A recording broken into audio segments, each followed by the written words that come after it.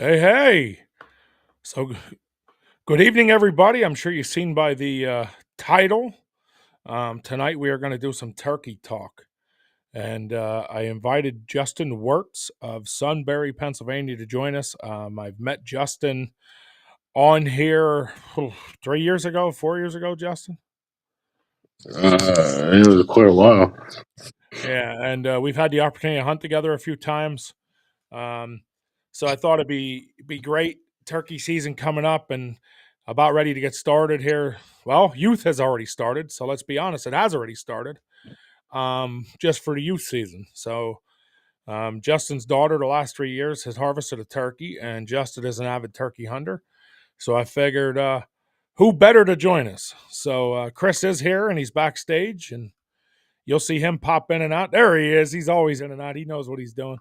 Um, So, coolest thing here, guys, is we now are uploading to Spotify, iTunes, and other places. So, you not only can you hear us, not only can you see us, but we're everywhere now, baby. So, thank you for joining us tonight. I appreciate everybody. And I see it's recording, Chris. Does that mean we are live? I can't hear you. Yes, I do believe we are live, and I'm going to be checking everything. Just that's why I'm in the back, is doing my job. Well, I know that we have a new program for everybody just watching. We have a new program running. We found a one that's a little more beneficial for what we need at a better cost, and it's been used by a lot of other people. So, Chris has done a lot of. Chris is awesome at what he does, and he's done a ton of research. And him and I sat up last week for a couple hours testing it and talking about it and moving through it. So, anybody that watches live, I hope you enjoy the program as much as Chris and I did. I see us. We're on the little screen. Yeah, I just wanted to show you that it is indeed live. So, Yep, I can tell. That's why I laughed. I was like, "There we are." So, Chris, you don't personally turkey hunt. However, one of our goals is to try to get you on a bird. Well, it's not that I don't want to. It's that every year I've gone out for 15 some years, and I swear to God in heaven, I've never seen a turkey unless I'm not in turkey season. So I've never had the chance. I have nothing against shooting one. I want to. I have the guns all set up and everything. In fact, we patterned it in last year. The only time we saw one was when we were up in Centralia deer hunting, and I saw the flock going up the. I thought about blasting. No, I didn't. No, I thought about blasting them, but I wouldn't. But yeah, so that is one of our goals here. I know one of my goals is to get you on a bird, and yeah, but you don't mean turkey. Well, I mean turkey too. Oh, okay. And we'll try to get you on one this year. We'll have to see what day you have available, what days you have available. Maybe we can get you on a bird. Okay, I would love to see you shoot one. I'm going to test something, so I'm going to leave, and then I want you to nod if you can hear me. Cool? Got it. Go ahead. Yes. And it's like, Justin, can you hear him? I cannot hear him at all. Oh, there you go. That's good. There's a feature on here where I can push to privately talk to somebody. That was actually pretty neat, Chris, because I can hear you now. My screen. So when that thing popped up, I knew you were talking. I was prepared and ready for it. So that's pretty neat. So this new program should work well for us. So again, thank you for joining us. Tonight's topic is turkey talk, and we're gonna get started. So, let's talk youth season first. Let's talk about where we're at. So, Justin, I'll do the pleasure of letting you start yours off this year's youth season, and tell us how that's gone for you.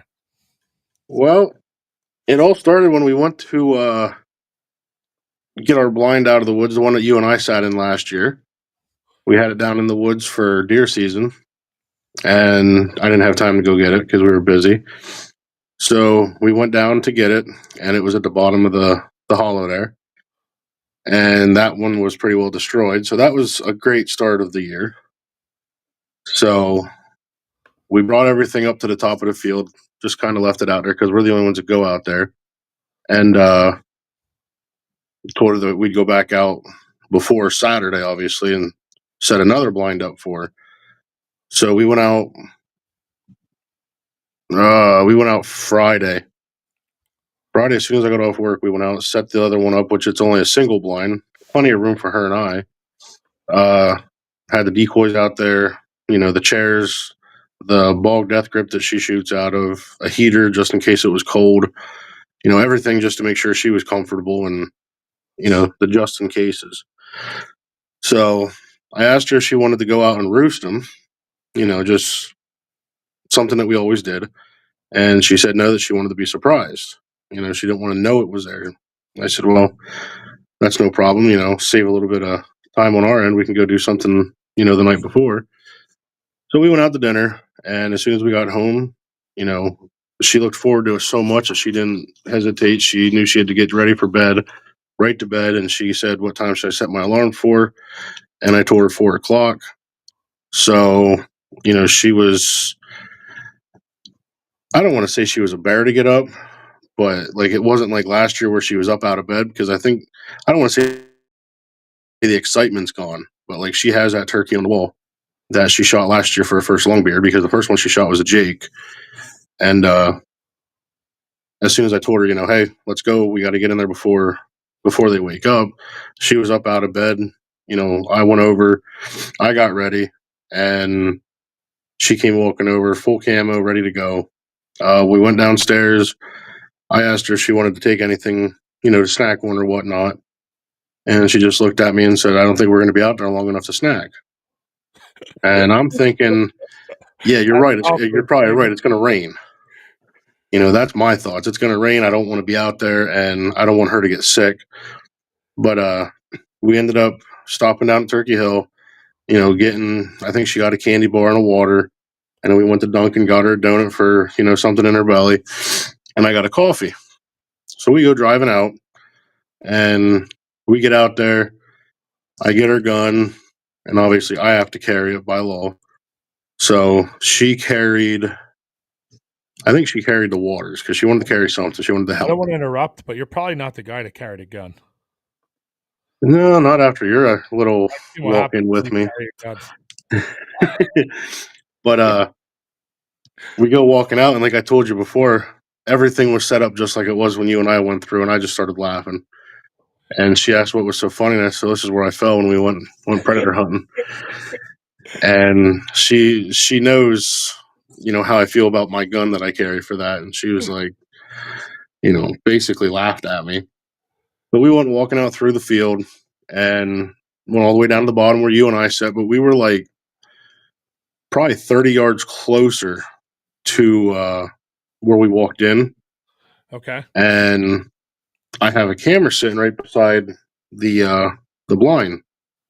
And I had like 4 or 5 hens daily getting pictures of them. And I'm like, oh, if there's hens, there should be gobblers close, but that's not a guarantee. And I've got gobblers on it before. But we set up right there. We walked in. The thing that she does mostly when we get out there is, she'll go in, she'll get the decoys, hand them out to me, take my coffee, take the calls, put them in, and get everything situated in the blind. Like that's her job that she likes. And I go out and I set up the decoys. And I set up, because she's using a 410, and I mean she's using the TSS number 9s, which they say they're good out to 50 yards, but still it's a 410. So I like to get them as close as we can. And I put the Jake decoy at 10 yards, and she knows, with the exception of last year, generally that's where you're going to kill your bird. Like that's where the gobbler's going to go.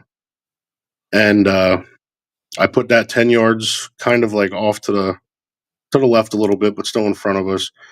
And then I put two hens out so, they could see them if they were up in the roost and hopefully fly down to them. And came walking back in, and I took the heater and stuff out because it was ridiculously warm for some reason Saturday.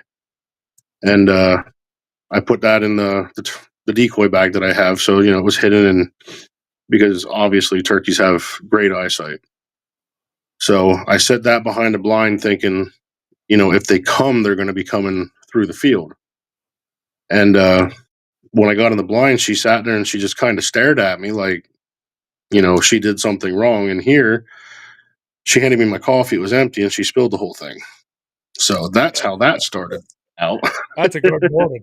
That's a good morning. Yep. But I told her, I was like, it's no big deal. Dad lets her get away with anything, and it's just a coffee. So I get in, I put the tripod up, put her gun in it, made sure it was at the height that she needed, and I got the calls out, put them all where I needed them, and like I said before, I ordered that. I ordered 3 different mouth calls off of Hunter, and I also got a pot call off of him and the 2 turkey totes.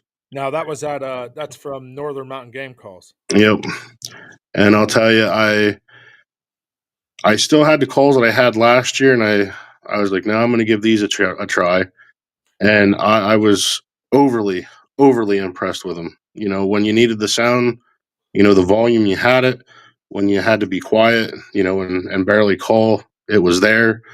And we were sitting there, and for some reason, I'm going to guess it's probably the weather, but we didn't hear a gobble, and you could tell he was still on the roost till probably 6:45, and it was late. And but just to see the look on her face when that came in, you know, I don't have to hunt anymore. If she doesn't go with, I don't need to shoot a turkey. Like my job is done as far as I'm concerned. My kid got a turkey, and I'll go out with anybody else that wants to go out, and I'll call for him. Like I just, but that's my number one priority: getting her the turkey that she wants. But like I said, he gobbled 3 or 4 times. We heard him fly down, so I did a fly down cackle, and well, I should say I did the cackle, and she did the waving the hat and smacking her leg with it. Is like I said, she likes to help out, and she does a good job. But I told her, I said, well, there was only one that we could hear, and after he flew down, we didn't hear him, so I figured he was just henned up, and it was like, this isn't going to be an early day if we stay.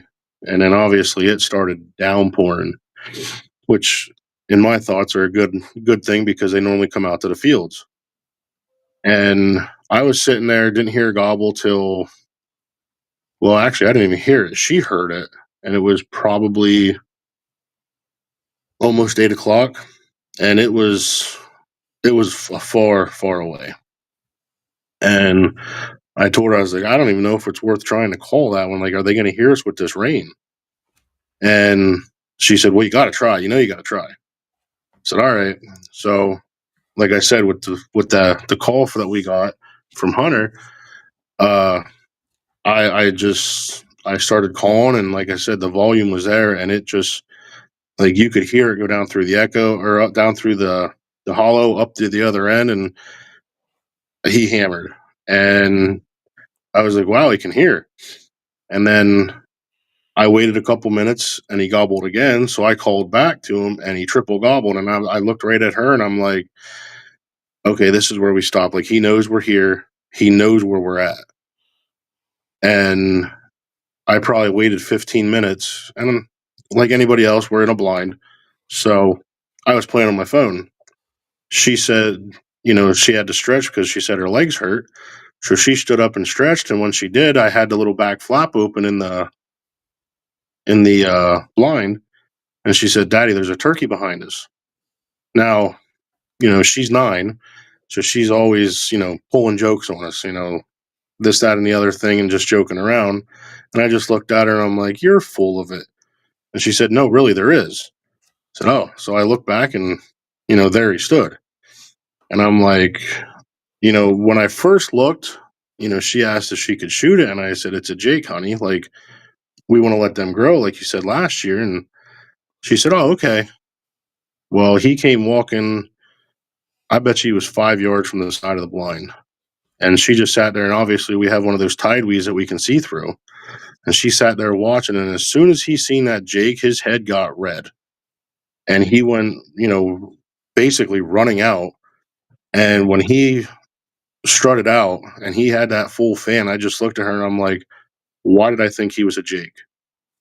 And then I looked, and he had what do they call, a beard rod or whatever that is. Yep. Where it almost And falls off. It's real super thin. Well, it was a thick beard, but it broke off. And I looked at her and I'm like, well, it's a beard. And it's a gobbler. It's a mature bird. You can tell. And that's when I looked at her and I said, you can shoot it. She said, okay. So I turned the Tacticam on and turned the sight on, so I thought. And he strutted around the jig decoy. And I told her, I said, shoot him. And she grabbed the gun. And I don't know if he's seen movement or not, but he kind of went out of strut and then did like a 180 and went back into strut, which obviously was good. But I told her, I said, wait. And I tried to get him to poke his head up, which I did. And I told her, I said, shoot now. And she did, and she missed. And I'm like, you missed. And I wasn't expecting to have to do a second shot because she's never missed before. So I reached down and I had the box of shells right there. I reached down, I grabbed another one, I opened it up. It was threw the shell out, threw the other one in, and she said, Daddy, the light wasn't on. I'm like, what do you mean? So I reached up and I just, I turned the dial till I knew it clicked in. And I gave another call, and as soon as I called, and as soon as that light came on, she must have been on the bird, and she dropped it at, I'm going to say 25, 30 yards. And, as excited as I was like, there you go, and opened the zipper. And with all that happening, when he was just to the left of us, I looked over to the right because I heard noise and I heard clucking. And here there was a hen right beside us at like 6 feet. And when I looked over, it was a bearded hen. And I was like, "Ooh, we could take that."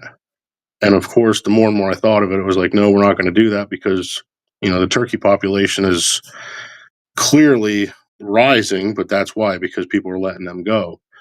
And as bad as I want a bearded hen, I just, I'm not going to shoot one. I'm not going to let her shoot one. We're out for, for the gobblers.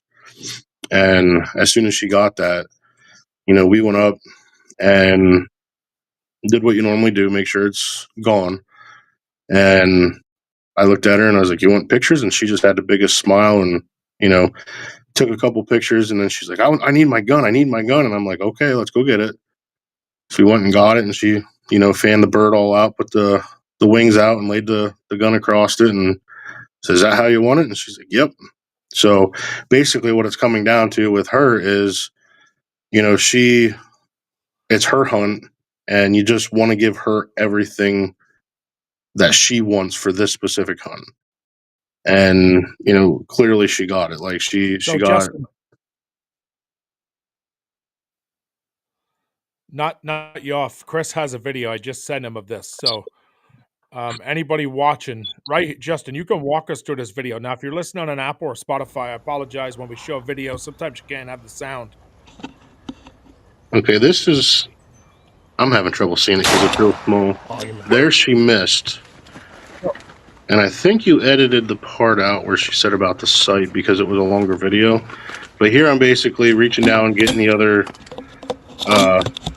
round, putting it in, and clearly she knows the bird's to the right there, so she swings over right away. And right there, I turned the sight on. There you go. And that quick, she got it. And like Chris said earlier, how long has he been, out turkey hunting and hasn't seen a turkey? And here I have a 9-year-old that has a sweet spot to go turkey hunting, and she's 9 years old and she shot 3 turkeys so far. One of them's on the wall right there. I don't know. Yep. That's the turkey she shot last year. And it's a 10 3/4 inch beard, 1.25 spurs. And the taxidermist said it was like 23 pounds.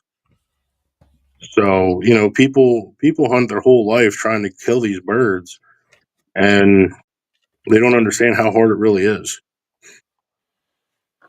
Well, there's a lot of knacks and tricks to it. I mean, let's be honest. Nadalu 123. What's up? So there's a lot of tricks and things that happen in this that I think a lot of people don't understand. So, one of it is like anything else, you have to outsmart the bird. Um, I always say if you call in a live hen, you have the best decoy there is. Um, so, that's a big thing. But so let me ask you this. So let's go back to your first part of your story. Your first part was your decoys. Now, in your daughter's case, she's shooting a 410 and you're setting decoys at like 10, 12 yards. If you were hunting, what gun are you using? And at what yardage are you setting decoys normally on that side of it? Well, now because my daughter shot one with a 410 and I never did, I got to hunt with a 410. But the one that I shot, which is, where's it at? Over there. I shot that at, I think I had my decoy at 12 yards with a Mossberg 535 12 gauge. And regardless, like that, I think I was patterning that gun at like 30 yards, and it was like probably the size of a volleyball for the pattern. Like it was ridiculously tight. And that was with the Longbeard XR 6-shot. But now I have a 20 gauge, and I want to shoot one with a bow. I haven't done that, so I'd like to take a bow out and shoot it. But I said to her, I'm gonna hunt with her 410 because people are talking this TSS stuff up, which is great. It is a great shot for a 410. But I've also heard people saying that like it can kill a turkey out to 100 yards, and it's like that's not turkey hunting. Like if you're going to shoot out past 40 yards, that's not turkey hunting.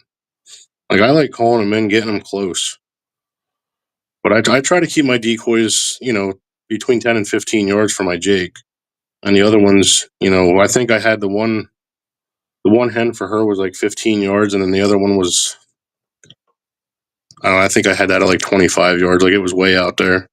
Then the other question I have to that is, so do you always use a Jake and hens? And if you use hens, what are you using for the hens? Are you using laying down? Are you using a fan Jake? Like, are you using a fan Jake, a strutting Jake? No, I'm using a 3/4 strut Jake, and then I got a feeder hen, an upright hen, and then I got a submissive hen. Which where we were hunting Saturday, the submissive hen didn't do nothing because it was down in the grass, so I couldn't even see it. But if I would go out, I'd probably say probably the last 2 weeks of the season I wouldn't put a Jake out because that could really spook the gobblers because they're getting beat up the whole time. And I'd probably go to a single hen, just to kind of keep it more relaxed for them and less pressure. Thinking that they're all by themselves and there's only one hen, they don't got to worry about nobody coming after them. Which is, I mean, like you said, there's a lot of study that goes into it, and that's a lot that I've read and a lot that I noticed even when I was out before. If you put a Jake out, I've watched a gobbler, stand on the other side of the field looking, and we can see it, and he's just not interested in coming in because he don't want to get beat up. Right. No. So then my question to that would be, what car are you using? Like what's your go-to would be, in a standard situation you're calling off. So first thing is a fly down cackle. On a fly down cackle situation, I give a lot of dirt, dirt, dirt, dirt, dirt, dirt, dirt, and just hit it off my leg so it sounds like wings. Are you running the same scenario? Yep. Yeah, I'll do, go into it soft and then start really hammering into it while you're, she used her hat. But you just take your hat and you start soft, and then as you're flying down, you get louder, more aggressive, and then smacking your leg and going, let it off soft again. And then after that, you do a couple yelps and stuff, just like you're out in the field or whatnot, and see what happens.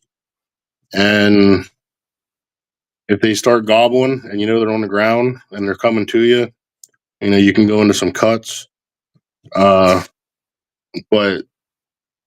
if I've noticed that they're coming to me, I'll just stop calling. They're already on their way. They know you're there. So right away, I guess the easiest way to say is we're trying to rewrite how nature works because a gobbler gobbles to bring in the hen. The hen's supposed to go to the gobbler. Yep. So now we're trying to bring the gobbler to us. So in theory, I guess it would be if you stop calling, the hen stops calling, well, then maybe the hen already has a gobbler over there, or Jake got to it and whatnot. And then using decoys, as soon as they turn or they see the decoy, they know what's going on and they come rushing in. As I'm sure you've seen on plenty of videos and whatnot. I've But had it happen. It's a pretty awesome experience. like I said, this how it happened with us. He came in behind us and right beside the blind, and as soon as he seen that Jake, he went out and strutted right up like, he knew he had problems. but yeah, and then I mean, you can go in. Well, I try not to gobble, like everybody says about gobbling and whatnot, to find out for locators and whatnot. But I try not to gobble at all. It's like the last thing I ever try, just to see if I can get one a shot gobble. There's some people that do it all the time, but I try not to. Sorry, we're having technical difficulties here. Hey, if anybody's watching, can you comment and let us know you're seeing this? I'm not sure. Chris said it's not reading anybody's watching or doing, which is very unusual. We normally at least have our, every night viewers, so it's kind of odd for us, and we're running a new program. So anybody out there, just give us a shout out or a comment, and let us know. So decoys are the same. Dude, I've used different shots. I think mine all depends on the gun. I think at the end of the day, mine is always dependent on that. And I think the stop calling I've always put to the turkey. If I got one hot, he's answering every 4 seconds. I'm giving my here I am, come get me. Just giving Yeah, everybody. that's when I stop. See, I normally give a couple, and I'll just let it go 5-10 minutes, and then just like I'm a hen out in the field. And then, but if you get them hot, I mean, I don't know. In my opinion, I don't know if it really matters if you call or don't. They're coming. Like you said, they give that triple gobble. That's insane. That triple gobble, he's at least coming to investigate. He might not come close, but he's at least going to show his face somewhere. Yeah. No, Uh, with the shot for the. Are you talking about the loads, like the TSS? Yeah. What do you prefer in that scenario? Uh, for her Like, gun, is TSS your thing? Like, I no, personally, it no. depends what gun I shoot. I was gonna say, if in her 410, absolutely. I spend the $40 for 5 shots to give her the edge. It at that point I don't care. But if I'm gonna take a gun out, I think the 20 gauge that I have, I think I have the Grand Slams that have the mix between the 5, 6, and 7s, That's what I and use. The Grand. then I just can't see myself spending $70 on a box for a 12 gauge, especially when I can call them in where I can kill them with long beards. That those long beard XRs are great rounds. But you can take every kind of different shot that you have and pattern everything, and it's all going to be different. So if you're looking for the best groups, it all depends on the gun. So Chris has it up now, guys. A picture of hey Bob. So Chris, Bob just joined us. Must just be everybody running late.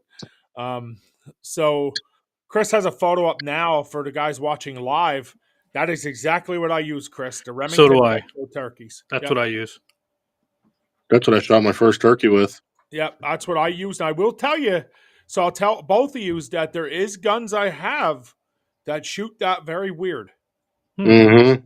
Then there's guns I have that shot is the best on the market. So in my own opinion, in a lot of turkey situations, what I found is it comes down to what your gun shoots them. That's why it's always recommended to pattern your gun. Now, in the last 10 years, here's old big sexy calling birds for everybody else. I ain't patterned a gun in 10 years. I don't even know if I carry mine half the time. I just love the call. I will say that this year I would love to shoot a bird. I would love to put one on the ground this year. That's like a new thing for me. I think this year I'm going to be a little determined to try to shoot myself one too. Well, didn't we see 900 of them up in the top field? Well, yeah, and then we had people come and trap them, and now That's the thing. Yeah. my landlord just gave 297 people permission to turkey hunt where there's hardly any woods. So yeah, it's going to be fantastic. Now that's why I'm glad the landowner that we have, she specifically, it's us. And I respectfully told her, I said, look, if there's anybody else, just let us know. I won't bring her out. Like, she don't need to be in danger. And turkey hunting is dangerous because you're in camouflage and people try to sneak up on turkeys and, it, Well, I, you're not supposed to do that, right? I mean, the reality is you're not supposed to do that. But I think at the no. end of the day, you said it best when you said the hen is to go to the gobbler. Yep. Now, if you're a turkey hunter and you've done your research, you know that. So, in a scenario where you shouldn't do it that way, you are playing the true game. And Yep. that makes it so hard when that happens. You know what I mean? Yep. It's a tough thing. In my case, it's a tough thing. So my Saturday morning, we set up in a blind. We got there very early. We spent 40 minutes in there in the dark, laughing and carrying on. Thank God there were no trees around us. I had a young man out, and we were just talking dumbness. We had 8 different gobblers fire off. And all at different times. So we had one go, as soon as it broke day. We had one go 20 minutes later, but you could tell they were all in different areas. All roosted, my opinion, all roosted from the rain. I had one behind us to the right. He answered about 4 times in an hour and a half period, and you could hear him moving. So, I didn't call often, but the few times I called, I could hear him behind me here. Then he was over here. Then he was over here. So I knew that bird was going to make this loop to come to the field. About 8:30, 9 o'clock, his pap called him because they're farmers. And I said, go ahead, take the call. There's nothing close. I can see pretty far. No sooner did he take the call, I said, put the phone down. Put the phone down right now. He's like, why? I said, here comes a bird. Put the phone down right now. Put it down. And I could just see the head, the little head in the high grass at about 100 yards coming. Heck, it was probably about 75 yards, to be honest, the view I had. So he puts the phone in his pocket, hangs up on his poor pap. And I gave a couple clucks just, because I forgot my decoys that morning, which is always a pain. That's your main thing, turkey hunting. You want a visual. So I forgot my decoys, right? And so I just gave a couple. Bark, bark, bark. All of a sudden, the hen V-lined us. Here it was a hen. She comes straight to us 20 yards. And I said to him, well, can't get a better decoy than that, buddy. Just sit tight. And then we sat till, I want to say 9:50. And I think I text you around then. Yep. The weather was, miserable. The wind was half blowing the blind over. It was absolutely miserable. The rain didn't bother me, except for it started to rain so hard, and with the wind, it was blowing in on my camera, and it was just getting miserable. So I said to him, listen, let's walk up to the truck. We could see pretty far in the field. I said, let's walk up over to Knob. We'll get in the truck. We're going to make a big loop around and see if we can see where any of them gobblers went. Maybe they're out in the other fields because his pap owns a ton of land. So we made a big loop. Didn't see anything. And I said to him, well, I don't know what to do at this point. I got a lot of stuff I got to get done. The weather's terrible. He's like, well, can we just drive up and look in that field we were in? Listen, it never fails. I said, yeah. So we drive up. Now, normally I park and we walk over, to Knob, but of course it was raining and we were just looking. Dude, there goes a gobbler. He was 60 yards from our blind. In 20 minutes, he made the move. So I said to him, dude, I am so sorry. I said, I got antsy. I made a bad call. The rain was hitting my cameras, and I kept thinking about all the work I had to get done. And I said, Justin told us to stay sitting. And he's like, it's okay. So, my boy is track and field Saturday. I'm trying to find a way. I'm going to try to get a hold of my parents, my mom, or somebody to see if they can take Nick to track so I can get out Saturday morning, because I personally would love to put a bird on the ground. Yeah, I had my cousin was out and we were texting back and forth while we were sitting in the blind, and his boy shot one at 20 after 11, and same thing that we were all saying. Horrible weather for turkey hunting. This rain is just per se ruined everything. But I've seen that a lot of people that I know, their kids did get a lot of turkeys, or just action in general. Like they seen birds, and that I know of, I believe 4 of them, including Charity, got birds on Saturdays. Well, the thing I found, Justin, over the years, and this is just my experience, is, and you guys, Bob, I know you're watching and you're an avid turkey hunter as well. I've found that the rain is super beneficial for turkey hunting. Now, not a heavy rain. I found if you have a good light rain, it drives the birds insane. What I found is if it's windy and heavy rain, the birds don't seem to communicate. They're still moving, Yep. very silent. Yeah, that's like I said, that one, I didn't call for a good 15, 20 minutes, and she stood up to stretch, and she seen it right behind us. So I'm not saying that was the bird that was over that we heard gobbling, but, coming through the woods, if it's dry, you're going to hear them. With wet leaves, you don't hear them. And they're I mean, they don't care. They're in their natural habitat. They're scratching around looking for food. That's all they're doing. Yeah. But we didn't hear nothing. I didn't. I don't know if it didn't strut at all. I didn't hear no drumming, no nothing. And all of a sudden, she stood up, and there it was. So we got lucky that he wasn't looking right in the blind where when she moved or anything like that. Like there was a lot of luck in that, because, like I said, well, the movement that he didn't see, missing, giving us time to reload, and then actually getting him. It was just a lot of things went into our favor. So it was kind of like any hunt. It was luck. It's you can't guarantee. I can't say to you, okay, well, let's go. We're going to get you a bird this weekend. Like, let's go out and make memories. Let's have fun. Can you do that for me? You tell me you can go get me a bird, and I'll just pack up and we'll go.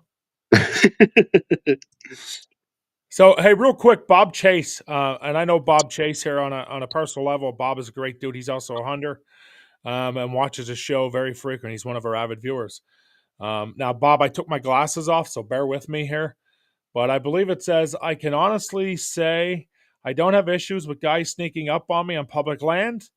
Had it happen numerous times on private land. So, see, I've had it opposite. I've had it on the public land. I've had it happen, and on private, I've had it happen on private, but not as often, if that makes sense. And then Bob also says, I love hunting turkeys in the rain. Shot all my best birds in the rain. Now that I'm 110 agreeable to that. That there is something about the rain. What I think. So let me ask you guys this, in your opinion. What I found is that when it rains, again, a light rain. I hate the heavy rains. I already went turkey hunting to a point where my boots were running out over full. They were that full. That's not the rain you hunted. But what I think happens is, the bugs, with that little bit of rain comes, the bugs start to move, worms start to come up out of the ground, and the birds, they know it. I mean, they come right to the fields. They know it's feeding time, and every bird's in that field. And it's very easy to say, hey, I'm over here, because now you have the visuals in the open. Yep. Is that the same way for you? That was really, I think I've only hunted in the rain twice. That was obviously this past weekend because of her. And then I went out when I didn't hunt in a blind, when I was by myself. And, it's the point of, is it worth it? Or, you're just miserable when you're out there when you're getting wet. Like, just like deer hunting. You're going out here. Honestly, it's worth it, but I only, in the rain, you won't find me sitting past 10 o'clock. Like I said, I get up at 9:50. I think it's worth it. I just think the first few hours are worth it. And then after that, I find that. And you're really limited to calls, because if you're not in a blind, yeah, they have those waterproof pot calls, but you stick to a diaphragm call at that point. If you can't use a mouth call, what are you going to use? Well, and that's the other thing. So there's so many different types of calls out there, right? So you got your mouth call, and then your mouth call has, oh my God, there's what, 10 different cuts in a mouth call or more. Then you have your box call, your puck call, your slate call. You have your gobbler, you have your tube call. There's so many things out there, and then there's so many different versions of those calls, right? Like, I'll be honest with you, it blows my mind because mouth calls right now, everybody makes a mouth call. Everybody. The question is, whose mouth call sounds the best, right? I will tell you that this Saturday morning, I used Northern Mountain game calls. First time in live action, I called that hen right in. And I'll be honest with you, I didn't use my slate pot call a whole lot. I like to use that pot call with the slate. So what I like to do is when they're getting close, in your case, you said it gobbled close and you stopped calling. I like to just give it that little mating call, and I like to just let them. I give a couple of those like that hen's getting mounted, and I'll tell you what, I've had gobblers show up at 20 yards, 12 yards, and the moment they hit that wide open field, they're, you know what I mean, and it just fires them up. So there's areas I couldn't see, and I was pretty certain we might have had some birds. So every once in a while, I just give that little mater. I call it the mater sound because man, they if you ever heard a gobbler mount a hen, they give that purr, and the purr sounds like it has just a little bit of cluck in it. You know what I mean? It's very jumpy, and so it's I didn't get to personally use that one much. I did use the V-cut call from Northern Mountain Game Calls. Dude, I thought it sounded awesome. Now, did you use your Northern Mountain Game Calls? Yeah, I used all of them. I had. He doesn't have the one on the site. I believe he called it a snake call, and that I don't had a want a good snake rasp call. to Bob it. likes those. I don't want a snake call, dude. No, it was. They all sounded good. They all sounded good. Like I said, I let Charity use the slate call, and she was playing around with it, and she got some good sound out of it for never doing it before, and then I was showing her how to do it, and she was all she just. I think she just loves being out there, loves hearing the birds gobbling, and them not knowing you're there, like you're just a ghost.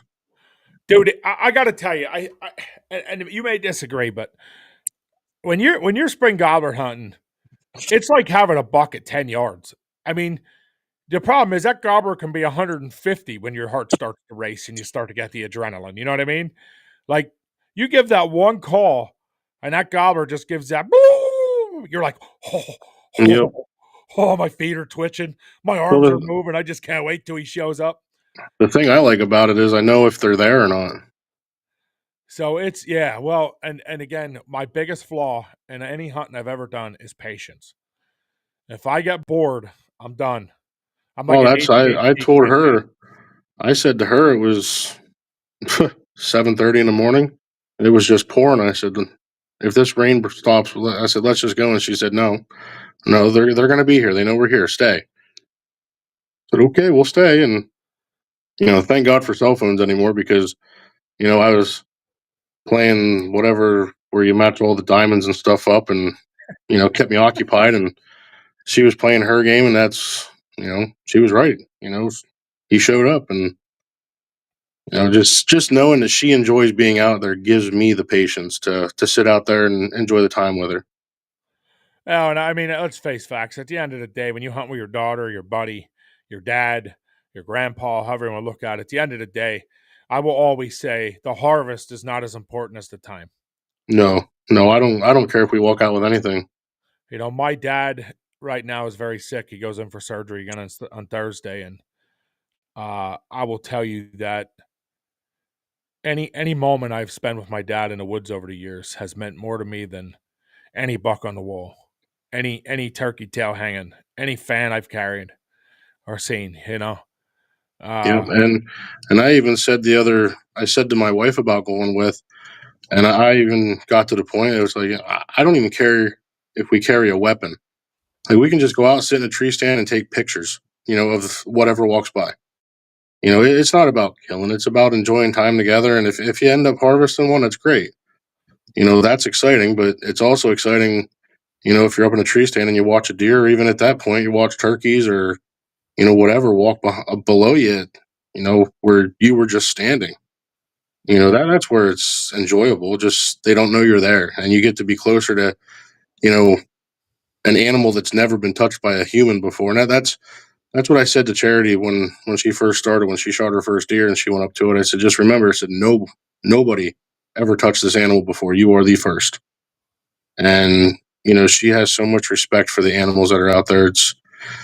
I never thought you know I would see a 9-year-old, or even at the point that she started hunting at 6. You know, she's so respectful about nature and the land that we hunt. Like, if she sees something laying on the ground out there that's trash, it doesn't have to be ours. She picks it up and away it goes. It's not staying in the woods anymore.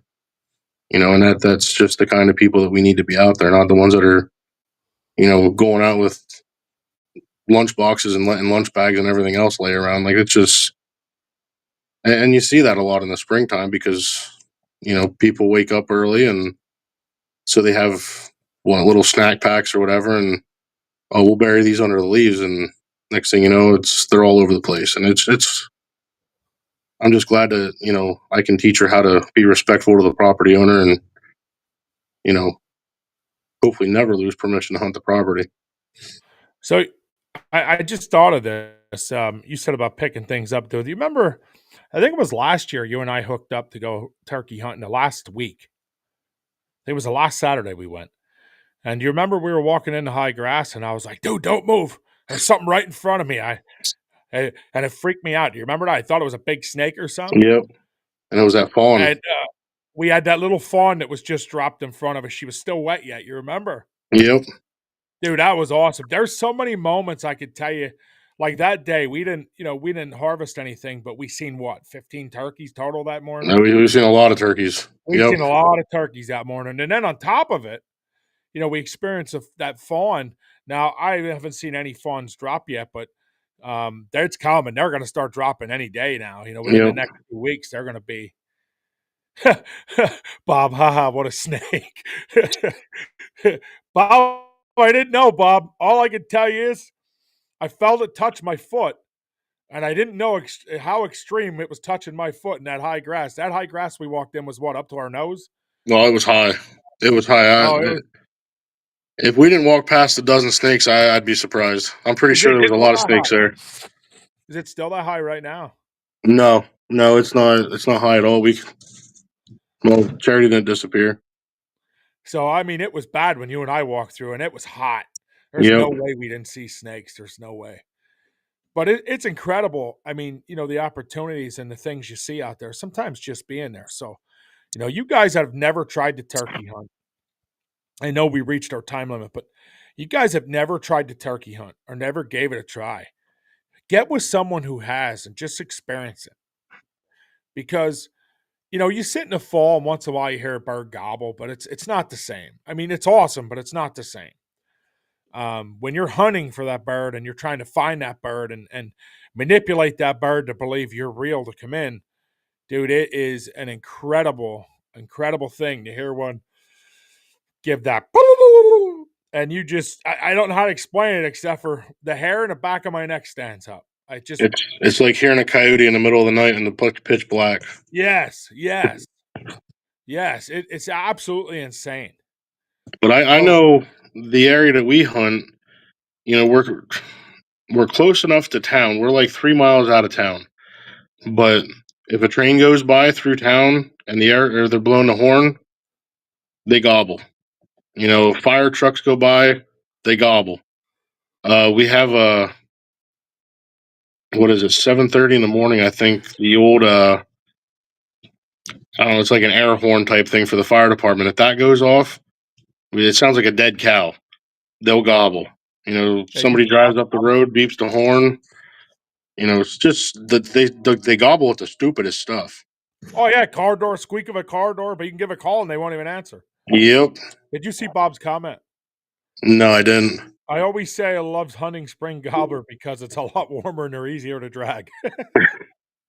Well, I got a 62 pound 9-year-old. I tried carrying a 20 some pound bird out, and she took 2 steps and asked if she could carry the gun. The But I'll tell you what, that turkey tote.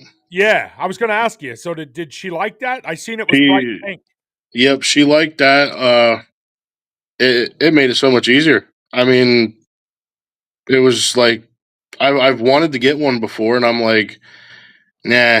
And when I seen them, I'm like, yeah, I'm ordering one. And then we happened to win that one, and I said to her, "It's like, well, you can have pink or purple," and she wanted them both.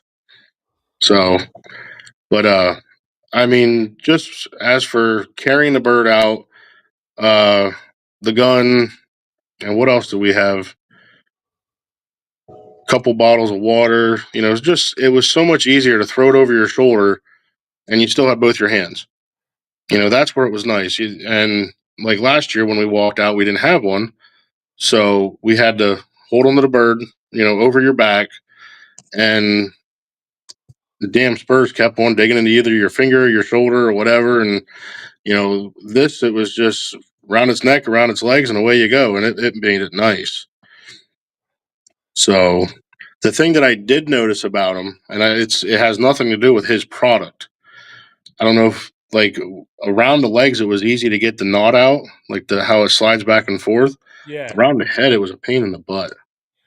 But Might be the way it's nothing to do with his product at all. I'm sure they all do that. You know what I mean? It might be the way the weight was distributed. One side pulled just so much tighter. Yeah, yeah, but I mean, I'm definitely putting some more orders in with him. So anybody that you just got me to get lucky because I have big sexy outdoors colors here, which I call black and orange, the big sexy outdoors color. Anybody that is interested in the turkey tote he's talking about, you could go to northernmountaingamecalls.com, and this is what it is. So this slides around a foot. You can put both on a foot, or you can do a foot and a head, either one. And then you can throw it over your shoulder this way. Or some guys I've seen put them on the feet and go this way. Any way you want to carry it, but these things are incredible. So And they're not even that expensive.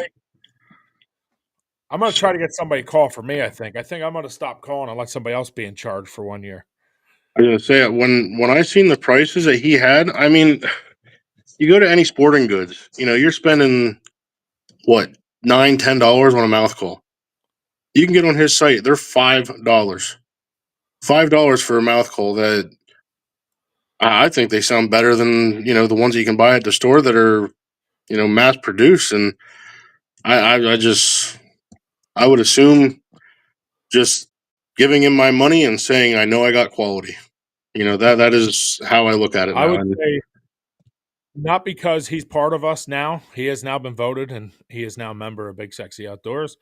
And not because he sponsors us with all his awesome stuff, but because I believe in it and I used it.